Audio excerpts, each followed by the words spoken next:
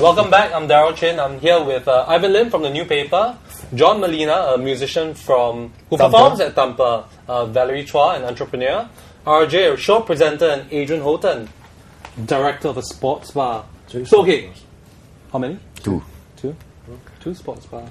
Okay, so now we're going to have a short look at Theo Walcott. So, roll the clip. So, okay. That's Hamilton. So, you guys were saying that he looks like Hamilton, separated at birth. Just as fast. Another guy that looks like he needs to go to the toilet all the time. Another. He does, doesn't he? He's good looking there you chap. go. Need a poo. Cracking player. Okay, Valerie, do you think he's cute? He's cute. He's really cute.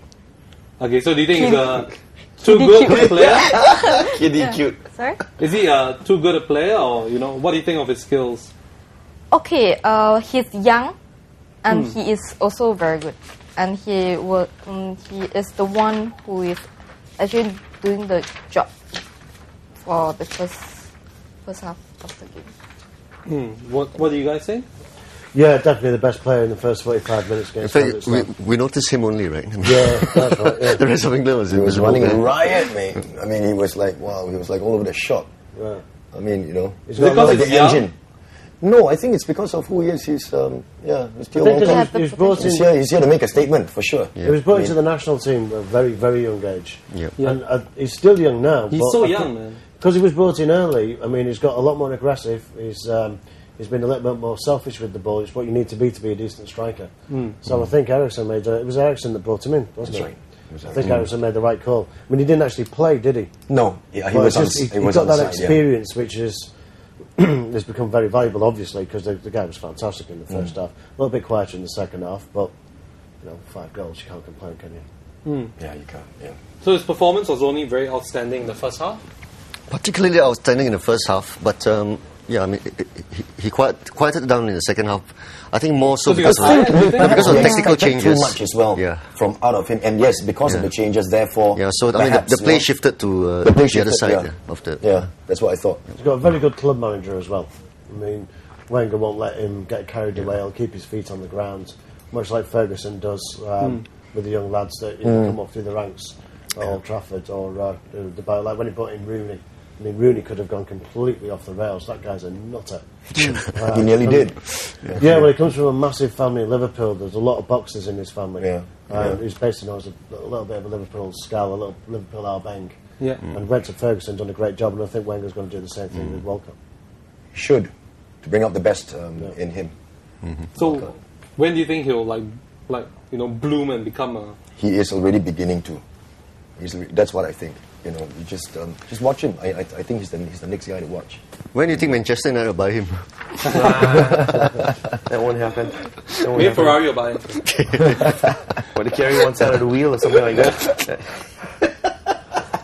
No idea. We're gonna move on to Coach Fabio Capello. So you guys had a lot of comments about him and the way he ran things, right? I mean, can he speak English? I mean, can he? He can speak English now. Now? He can? Now, yeah. I think Beckham taught him. No, he can speak actually. Who taught Beckham? Obviously a very good tactician. I mean, the changes that he made after the first half resulted in the 5 goals. He's a tough taskmaster. Doesn't take any bull from the guys. Is it because of the language barrier? Or? No, because of what he is. I mean, well, I think we were saying earlier yeah. before the show, he used to manage Di Canio in the Italian league, and he subbed him off once, and Di Canio pulled his shirt off, threw it down at his feet, and Capello turned around and gave it back to him. And without all the swear words, he said, look, I'm the manager of this team, if you don't like it, don't play for the team again, get down the tunnel, don't want to hear anything else from you. And this is from Di Canio, one of the best players in the world. Yeah. So I think it's just a very good, hard manager, which is what England need. Is it Especially after McLaren. Let's not mention him today. Okay? McLaren was a national disaster. National disaster, you're right. Wally with the brolly. Unbelievable. Is it because a lot of the England players have very big egos and what do you think? Is it because it's a stable of superstars that you need a very hard person to manage the whole team? I think when he first came in and dropped Beckham, that was his shot across everyone's bow there. He said, "Look, I'm not afraid to drop the superstars. I'm in charge. It goes my way." And I think from that point forward, all the England players turned around and said, "Well, look, we've got to listen to this guy. You know, we can't be walking off in a bit of a stomp. If we don't get picked, even if we're on the bench and we don't get out there, there's no point sulking. And we're going to have to fight hard to get our place in the squad and to get on the pitch." And I don't think Capello's going to change at all. He's been managing for too long. And like we were saying earlier about other English managers, I can't see anybody really at the moment that could do a better job than him. What do you say? I still see an Englishman for England. That's one of my thoughts. I mean, even Redknapp. I think Redknapp would be great for the team. But yes, I totally agree that he's a hard man, without doubt. Capello, you know, I mean, he doesn't take no nonsense kind of guy, which is good for the English team. Yeah. I think it might have been too much of a gamble to use an English coach at this stage, manager at this stage. Why? I mean, having not qualified for Euro, change. right? I'd say it's definitely a change, because you got, you know, if I don't know, I've been just following England, you know, all the way, just watching them and listening to comments, newspaper reports and things like that. You get managers who are very close to players, but this guy is completely different. It's my way or it's the highway for you. You know, simple as that. And I think that's what they needed. Yeah. You need somebody to go there and shake everybody up, wake up. So you think because we need to go forward. So you think the English managers all actually pandered to the... You could see it, you know. Somehow they lean to one player, they listen to this, and you shouldn't do that. You've got to be your own man. And I don't know, I look at it, 21st century, this is something different. So what, you know, okay, maybe... I feel sorry for the English, you know, because they would want to have an England man running the joint, but if you can't find that right person, but really, frankly, who gives a damn? Because at the end, if you can get the team to the World Cup, and if they win, who's going to bother? So do you think you can, You know, I mean, like, Capello can bring them to the World Cup? I won't be surprised. He has the credentials to do so. I think he has it, you know, he has it to take He's the beginning all the to way. show some results as well. Yeah. I mean, you know, the results are being churned out, you know, game after game. I mean, 4-1 against Croatia is not a bad result, right? Well, that's been his best result so far, hasn't it? I mean, 4-1 against Croatia. Away. For an away match, It's against tough. Croatia. I mean, Croatia is like... No, 5-1 against Kazakhstan is not bad either. And the league table never lies. You know, we say that in the Premiership. Well, the first half was a bit look at the scary, qualifying group. Look at Group 6 now. England at the top. We've scored 11 goals. We've got 9 out of 9 points. I mean, the league table just doesn't lie. Yeah.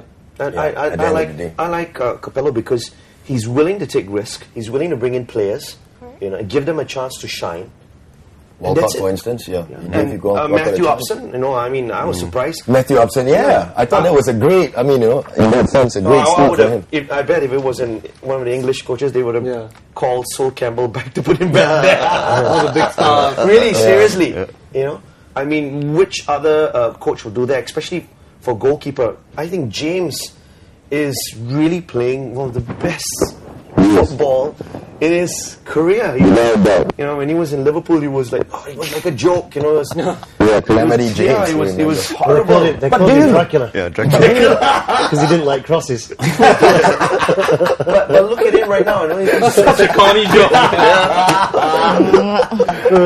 But I heard the stint that he did in the States after his transfer out of Liverpool did him a whole lot of good. That 8-month stint It's Redknapp again, though, isn't it? That's right. Redknapp works wonders with players, and this That's is what right. we were talking about earlier to be the next England manager. I agree with you, Redknapp. But I don't. Do you think that's possible? Old Because the English FA might not want him because he's just too vocal. He's not going to sing songs with them. Hey, but this is not a. I mean, it's not a. Oh, you'd you be know, surprised. Well, I won't put it You never past them. know. I mean, it happened with because they wanted Venables to come back, didn't they? But the FA didn't allow it because of all these dodgy dealings. Because he Well, wanted we had to do Hoddle. it. Look at him. He's spiritual advisors. What are you thinking? And then we had Ericsson that said, "I'm not going to listen to the press." Oh, mate, have you ever worked in England before? Okay, I think that's all the time we have for tonight. So I want to thank all our studio guests for joining us. Thank you. And Thank you. before we leave, You're inviting us. yes, very nice. Here's Lovely, two isn't it? bars. Before we leave, here's a Razorism for the evening. It comes from Brazilian footballer Ronaldinho. No one can judge soccer better than the players themselves. And thank you, Ivan. Good night and thank you. Thank you. Thank you, guys. Good night. Cheers, night.